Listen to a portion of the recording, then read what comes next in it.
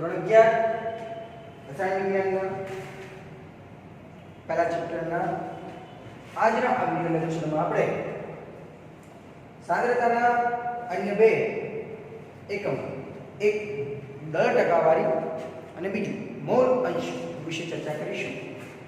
Previous video લેક્ચરમાં આપણે molarity અને મોલારિટી વિશેનો અભ્યાસ કરેલો છે. ઓકે, સાંદ્રતા શું છે એ તમે વિગતવાર જાણો છો. તેમ છતાં ફરીથી ચર્ચા કરી લઈએ કે એકમ કદનું દ્રાવણ હોય અથવા તો એકમ વજનનું દ્રાવક હોય તો એમાં દ્રાવ્ય થયેલો જે તે પદાર્થનો જથ્થો છે તેને એ પદાર્થની સાંદ્રતા કહે છે. ઓકે, હવે અહીંયા જો દળ ટકાવારી, વજનની ટકાવારી પણ કહી શકો. percentage of weight per weight concept જોઈ લઈએ. કન્સેપ્ટ ઉપરથી સૂત્ર તૈયાર કરીશું અને સૂત્રો ઉપરથી એકાદ એક્ઝામ્પલ ટ્રાય કરીશું. જુઓ,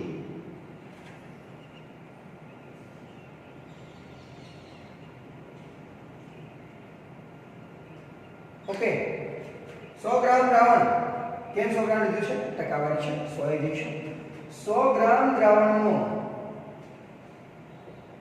દ્રાવ્ય થયેલ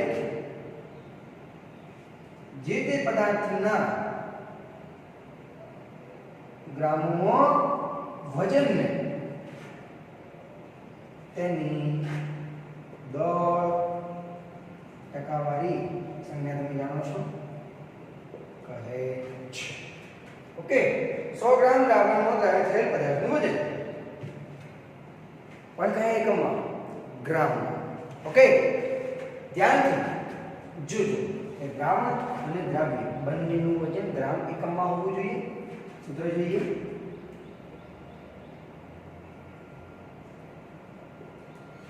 અંશમાં આવશે દ્રાવ્યનું વજન, શેમાં? ગ્રામમાં. છેદમાં આવશે દ્રાવણનું વજન, એ પણ શેમાં આવશે? ગ્રામમાં. અને પર્સન્ટેજ માટે જઈ રહ્યા છીએ તો એને 100 વડે મલ્ટીપ્લાય કરીશું. તો આ છે ફોર્મ્યુલા દળથી ટકાવારીની. સૂત્ર ધ્યાનથી જોઈ લેજો અને આપણે એક્ઝામ્પલ ટ્રાય કરીશું. સૂત્ર ઉપરથી પણ તમે એનો સિદ્ધાંત, એની વ્યાખ્યા રજૂ કરી શકો છો. 100 ગ્રામ દ્રાવણનો દ્રાવ્ય થયેલ પદાર્થનું ગ્રામમાં વજન. ઓકે, ચલો, સૂત્ર તૈયાર છે, વ્યાખ્યા તમારી પાસે છે. એક એક્ઝામ્પલ ટ્રાય કરતા પહેલા ટકાવારી છે, ઉપર નીચે સિંગ્યુલર એકમ છે, ગ્રામ કેન્સલ થઈ જશે, માટે પર્સન્ટેજ છે એનો કોઈ એકમ આવશે નહીં. ચલો, એક એક્ઝામ્પલ ટ્રાય કરીએ. એવું લખીએ 2 ગ્રામ પદાર્થને 18 ગ્રામ પાણીમાં દ્રાવ્ય કરતા તેની દળ ટકાવારી ગણો. ચલો ગણી લઈએ. 2 ગ્રામ પદાર્થને 18 ગ્રામ પાણીમાં, અચ્છા તો પાણી શું બને છે? દ્રાવક છે, અને આ પદાર્થ શું થશે? દ્રાવ્ય. તો દ્રાવ્યનું વજન કેટલા ગ્રામ આવશે? 2 ગ્રામ. ઓકે, દળ ટકાવારી ગણવી છે તો સૂત્ર એમ કહે છે કે અમારે સંપૂર્ણ દ્રાવણનું વજન જોઈશે. તો જુઓ, અહીંયા 2 ગ્રામ દ્રાવ્યનું વજન છે, 18 ગ્રામ પાણી શું છે? દ્રાવક છે. જો દ્રાવણનું વજન જોઈતું હશે તો આપણે અહીંયા દ્રાવ્ય અને દ્રાવકના વજનનો શું કરવો પડશે? સરવાળો. ત્યાં જતાં આપણને શું મળશે? દ્રાવકનું વજન. ચલો, તો લખીએ છીએ દ્રાવણનું વજન ઇઝ ઇક્વલ ટુ દ્રાવ્ય પ્લસ દ્રાવકનું વજન. ચલો, દ્રાવ્ય કેટલા ગ્રામ છે? 2 ગ્રામ છે, દ્રાવક છે 18, ટોટલ આવશે 20 ગ્રામ. આ આવ્યું દ્રાવણનું વજન. બરાબર છે. અહીંયા આપણી પાસે સરળતા છે કેમ કે બંને એકમ ગ્રામમાં છે, મે બી કદાચ કિલોગ્રામમાં હોય તો પણ આપણે એને ગ્રામમાં ફેરવવા પડે. આમ પણ સાંદ્રતાના કોઈ પણ તમે એક્ઝામ્પલ સોલ્વ કરતા હોય તો કદ હોય ચાહે વજન હોય એના એકમ ઉપર ખાસ કાળજી રાખવી. ક્યાં કયો એકમ ચોક્કસ થશે એ કાળજી લેવી પડશે. બરાબર છે. ખાસ ગ્રામ કિલોગ્રામ છે, મિલીલીટર લીટર છે, આમાં બહુ કન્ફ્યુઝન થતું હોય છે. ચલો જે પેરામીટર્સ તૈયાર કર્યા છે એને સૂત્રમાં મૂકી દઈએ છીએ. દ્રાવ્યનું વજન 2 ગ્રામ છે, દ્રાવણનું વજન 20 ગ્રામ છે, 100 વડે ગુણાયેલા છે. ઉપર નીચે આપણને શું થઈ જશે? કેન્સલ.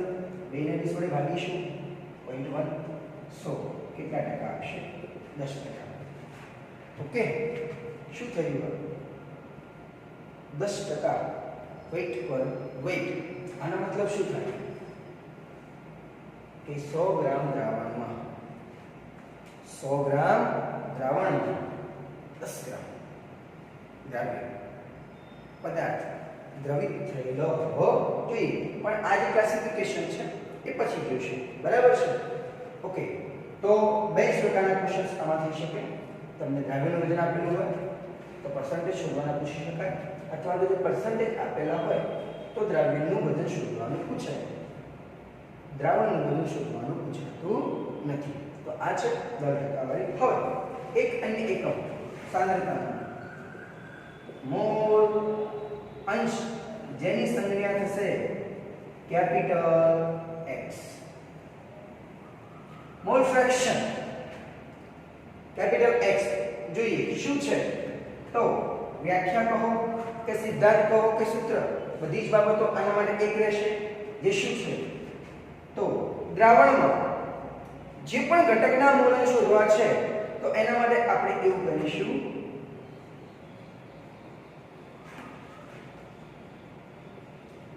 ભાગ લેતા ઘટકો પૈકી જે ઘટકના મોલને શોધવાના છે તો આપણે એવું કહીશું તે ઘટકના મોલને શેના વડે? દ્રાવણના કુલ મોલ વડે ભાગતા તે ઘટકના શું મળશે? મોલ અંશ પ્રાપ્ત થશે. બરાબર છે. ધ્યાનથી જુઓ. દ્રાવણમાં ભાગ લેતા ઘટકો પૈકી તે ઘટકના મોલને કુલ મોલ વડે ભાગતા એ ઘટકના મોલ અંશ મળશે. હવે જુઓ અહીંયા મોલ તમને શોધતા શીખવાડી દઈશ. મોલ અંશ capital X is equal to શું લખીશું? ઘટકના મોલ અને છેદમાં શું આવશે? દ્રાવણના કુલ મોલ. મોલ મોલ ઉપર નીચે સુધી જશે કેન્સલ. અંશનો કોઈ એકમ આવશે નહીં. અહીંયા મોલ અંશ છે. તદુપરાંત ચાહે કોઈ પણ રાશિ હોય એનો ફ્રેક્શન છે તો કદાપી ક્યારે એનો કોઈ એકમ સાર્થક થશે નહીં. ઓકે, તો સૂત્ર તમારી સમક્ષ હાજર છે. એક એક્ઝામ્પલ ટ્રાય કરીએ. જો અહીંયા આપણી પાસે જે એક્ઝામ્પલ છે આવું ને આવું એક્ઝામ્પલ ટ્રાય કરીએ છીએ. જો 20 ગ્રામ સોડિયમ હાઇડ્રોક્સાઇડને 18 ગ્રામ પાણીમાં દ્રાવ્ય કરતા જે દ્રાવણ બને છે એ દ્રાવણમાં પ્રત્યેક ઘટકના મોલ અંશ ગણ જોઈએ. સોલ્યુશન જોઈ લેવાનું. પણ આ ધ્યાનથી જોઈ લેજો. 20 ગ્રામ NaOH ને 18 ગ્રામ પાણીમાં. ઓકે, હવે આપણે ધારો કે NaOH ના મોલ શોધવા છે તો સૂત્ર શું બને? NaOH ના મોલ્સ બરાબર NaOH ના મોલ ભાગ્યા દ્રાવણના કુલ મોલ. કુલ મોલ એટલે આ બંનેના મોલનો શું કરવો પડશે? સરવાળો. તો આપણે બંનેના મોલ શોધવા એ આપણે શું બની રહેશે પ્રાથમિકતા જોઈએ. પહેલા જોઈએ છીએ NaOH ના મોલ. એના માટે શું કરવું પડે? તો સૂત્ર છે મોલ બરાબર વજન ભાગ્યા અણુભાર. શું છે? વજન ભાગ્યા અણુભાર જોઈએ. હવે NaOH ના મોલ છે તો હું જથ્થો n વડે દર્શાવી શકું, n ઓફ NaOH. આ n શું દર્શાવે છે? જથ્થો. ચલો NaOH નું વજન કેટલું? 20 ગ્રામ. અણુભાર તમે વિગતવાર જાણો છો. સોડિયમ પરમાણુ ભાર 23, ઓક્સિજન 16, હાઇડ્રોજન 1. ટોટલ 40 ગ્રામ પ્રતિ મોલ થશે. ગ્રામ ગ્રામ સુધી જશે કેન્સલ. આ જે મોલ જે છે છેદનો છેદ એ ક્યાં જશે? અંશમાં. તો 20 ભાગ્યા 40 1/2 0.5 થશે. આ આવી ગયા આપણા NaOH ના મોલ. H સિમિલર S કોના મોલ શોધીશું? પાણીના. તો હવે સીધું લખું છું n of H2 મતલબ આને શું વાંચીશું? પાણીના મોલ. તો અંશમાં શું આવશે? H2O નું વજન ભાગ્યા H2O નો અણુભાર. તો ચલો H2O નું વજન અહીંયા કેટલા ગ્રામ છે? 18 ગ્રામ. અને અણુભાર તમે અહીંયા જાણો છો એ કેટલો છે? 18 ગ્રામ પ્રતિ મોલ. ગ્રામ ગ્રામ શું થશે? કેન્સલ. કેટલા મોલ આવશે? 1 મોલ. તો મોલ નું સૂત્ર યાદ રાખજો મિત્રો. મોલ બરાબર વજન ભાગ્યા અણુભાર છે. ચલો બંનેના મોલ તૈયાર છે. અંશ શોધવા માટે બંનેના મોલનો શું કરવો પડશે? સરવાળો. તો n ટોટલ લખીએ. n ટોટલ નો મતલબ શું થાય? કુલ મોલ. કુલ મોલ માટે બંનેના મોલનો શું કરીશું? સરવાળો. 0.5 + 1 કેટલા આવશે? 1.5 મોલ. બરાબર છે. હવે મોલ અંશ પહેલા કોના શોધીએ? NaOH ના. શું લખ્યું છે? x of NaOH. અને શું વંચાય? NaOH ના મોલ અંશ. સૂત્ર શું બનશે? ઘટકના મોલ. એટલે ઘટક કોણ છે? NaOH. NaOH ના મોલ ભાગ્યા કુલ મોલ. બરાબર છે. NaOH ના મોલ કેટલા છે? 0.5 અને ટોટલ મોલ કેટલા છે? 1.5 મોલ મોલ શું થશે? કેન્સલ. જે બી આન્સર આવે એનો કોઈ એકમ આવશે નહીં. આ તમારી પાસેથી મંગાવીએ છીએ. ઓકે. પાણીના મોલ શોધીએ. શું લખીએ? x of H2O. આને શું વંચાય? પાણીના મોલ જ. એના માટે શું કરવું પડશે? પાણીના મોલ ભાગ્યા કુલ મોલ. પાણીના કેટલા મોલ છે? 1 મોલ. ટોટલ મોલ કેટલા છે? 1.5 મોલ મોલ અને છેદમાં શું થશે? કેન્સલ. આનો આન્સર તમારે મને આપવાનો છે.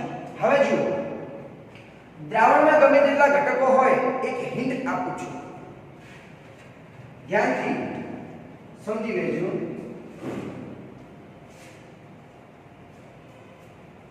દ્રાવણમાં કુલ મોલ અંશનો સરવાળો હંમેશા 1 થાય છે. જુઓ, મોલ અંશનો સરવાળો હંમેશા કેટલો થશે? 1. એક ઘટકથી તો કોઈ દ્રાવણ બનશે નહીં. ઓછામાં ઓછા બે ઘટકો. બે ઘટકોના મોલનો સરવાળો કરો 1. 3 ઘટકો છે, સરવાળો 1. 4 છે, 5 છે, ગમે તેટલા ઘટકો હોય એ દરેક ઘટકોના મોલ અંશનો સરવાળો હંમેશા કેટલો થશે? 1. એટલે આનાથી શું થાય? આપણે વેરીફાઈ કરી શકીએ કે આપણે સાચા શોધ્યા છે કે ખોટા. તો જુઓ, અહીંયા તમે શોધી અને સરવાળો કરજો. તમારા મોલ્સનો સરવાળો 1 થઈ જશે. તો જુઓ મિત્રો, આ છે સાંદ્રતાના અન્ય બે એકમો, દળ ટકાવારી અને મોલ અંશ બંનેનો કન્સેપ્ટ, એના સૂત્રો અને એના એક એક એક્ઝામ્પલ તમારી સમક્ષ પ્રેઝન્ટ છે. સમજજો, ગણજો. તેમ છતાં જો તમને કોઈ ડાઉટ જણાય છે, કન્ફ્યુઝન જેવું લાગે છે, તો તમે મને WhatsApp અથવા કમેન્ટ કરી શકો છો. Thank you.